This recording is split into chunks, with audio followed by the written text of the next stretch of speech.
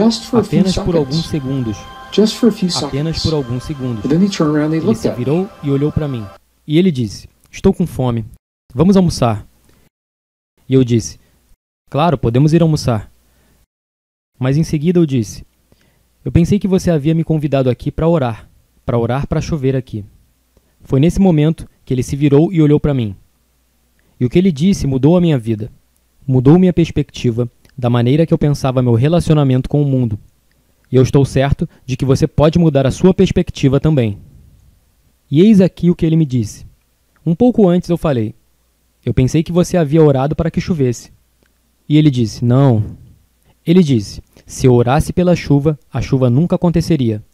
Porque no momento que pedimos para algo acontecer nesse mundo, quando pedimos por algo, estamos afirmando que isso não existe agora. Queremos que você pense sobre isso. Quando pedimos ao universo por algo, significa que tudo o que pedimos ou perguntamos sobre, ou pedimos para aparecer, ou pedimos para acontecer, não está presente no momento. E dessa forma, estamos realmente afirmando, no campo, a mesma coisa que nós esperávamos que mudasse. Eu espero que isso esteja fazendo sentido. No campo quântico, que falamos no último episódio, você deve se lembrar que esse campo é o recipiente para todas as coisas. É a ponte entre nós e o mundo, entre o que acontece aqui dentro e o que acontece lá fora. E é o mural em nosso mundo, para o que afirmamos ser verdade em nossos corações. Por isso, se você pensar sobre isso, faz todo sentido. Se você está pedindo chuva, e foi o que eu pensei que o meu amigo David iria fazer, se ele pedisse isso, o que ocorreria em seguida é que o campo interpretaria essa informação, entenderia como um pedido pela falta de chuva, porque a chuva não está lá. Então eu olhei para ele e disse: David, se você não orou pela chuva, o que você acabou de fazer? E ele respondeu: quando eu fechei meus olhos, eu senti a sensação de que a chuva já aconteceu. Eu senti a sensação, mas o que se sente?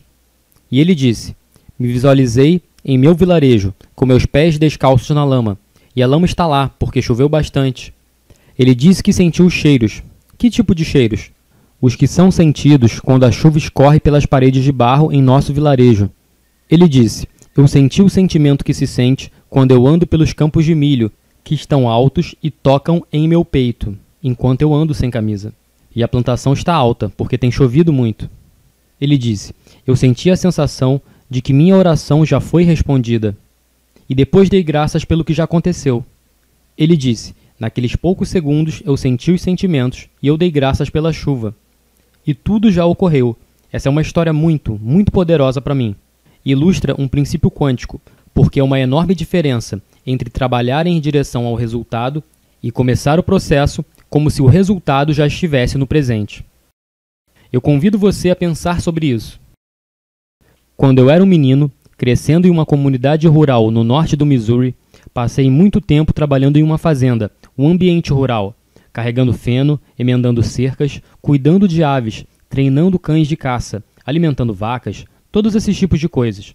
Eu tive algumas lesões nas minhas mãos, nas minhas pernas, o tempo todo, e eu lembro que minha mãe sempre dizia para mim, e era algo muito bem intencionado, mas ela dizia que a cura iria acontecer lentamente, ao longo de um certo período de tempo.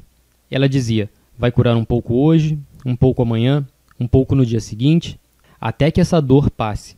E se nós abraçarmos isso, se pensarmos dessa forma, se aceitarmos que é precisamente a forma como a cura acontece, este é um caminho linear de pensamento sobre o mundo. E eu não estou dizendo que é certo ou errado, bom ou ruim, porque há momentos em nossas vidas em que definitivamente queremos pensar de maneira linear. Definitivamente queremos pensar de forma linear, quando você está conectando várias coisas. Se você está trabalhando em uma linha de montagem, em uma fábrica de automóveis, e você está montando o carro, que eu poderia dirigir posteriormente naquele ano, eu quero que você seja linear. Eu quero que você faça tudo passo a passo, trabalhando em direção ao objetivo. Quando os cientistas projetaram um ônibus espacial para projetar Apolo ou para levar um ser humano para a Lua e trazê-lo de volta, houve um processo linear, passo a passo, cada um construído na sequência do anterior. Então, eu estou fazendo uma distinção. Algumas vezes, há momentos em que é bom pensar de forma linear, e é bom agir de forma linear. Mas o que nós acabamos de descobrir? A ciência está dizendo que nós não estamos vinculados pelas leis lineares da física como as conhecemos hoje. e que temos a capacidade de estarmos em ambos os mundos. E quando se trata de nossa cura, há uma enorme diferença entre trabalhar para a cura e partir do resultado que a cura já aconteceu. Ou no caso do meu amigo David, partir do resultado que a chuva já aconteceu. Bem, fomos para a cidade mais próxima, Taos New, México. Almoçamos naquele dia, e assim que voltei para minha propriedade mais tarde, naquela mesma tarde algo começou a acontecer. Algo que nós não tínhamos visto por muito tempo. Grandes nuvens negras começaram a surgir nas montanhas Sangue de Cristo. E começou a chover naquela tarde. E choveu, e choveu, e choveu. Choveu a tarde toda, choveu a noite toda, choveu toda a manhã seguinte. Foi uma confusão, pois houve muita chuva. As estradas estavam inundadas, os campos foram inundados. Muitas construções cederam, porque o chão estava tão seco que não pôde suportar toda aquela chuva. Então eu falei com meu amigo David pelo telefone. E eu disse, David, isso está uma bagunça. Eu disse, o que está acontecendo? Não para de chover desde ontem à tarde. Ele ficou quieto apenas por um instante, e depois ele me disse ao telefone. Ele disse, Greg, essa é a parte da oração que os anciãos nunca poderiam me descrever. Eles não poderiam dizer-me como parar a chuva. Eles me disseram como fazê-la começar, mas eu nunca aprendi o que devo fazer para pará-la. Então eu estou compartilhando essa história por um par de razões. Uma dessas razões é que eu não posso dizer a você como um cientista. Eu não posso provar como um cientista que a oração de David teve a ver com a chuva que aconteceu. Eu tenho que dizer que existe uma alta correlação entre o tempo em que a oração foi oferecida e quando a chuva aconteceu. Uma chuva que não aconteceu dessa maneira nos 5 anos anteriores. Temos que dizer, como cientistas, que há uma alta correlação, porque a ciência não parte do lugar de onde se pode abraçar o mecanismo, a causa e efeito. Bem, eu assisti ao noticiário naquela noite.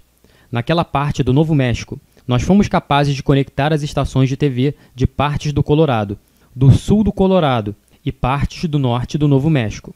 E me lembro do meteorologista da estação de TV do Colorado mostrando o tempo.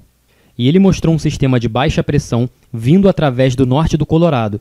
E bem sobre a área de Denver, esse sistema de baixa pressão caiu e fez um loop ao redor do norte do Novo México, onde estávamos. E veio de volta, e que a baixa pressão é o que trouxe a chuva. Agora, me lembro do meteorologista. Ele recuou e olhou para isso, percebeu um padrão de aparência muito incomum. Ele recebeu a informação de que o sistema de pressão acabou de cair.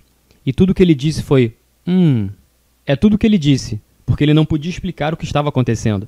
Então, estou compartilhando isso com você de uma perspectiva da vida cotidiana de tradições indígenas, que eles aprenderam em suas vidas, e como eles aplicam os princípios quânticos, sem usar esse termo, de uma maneira muito real em suas vidas.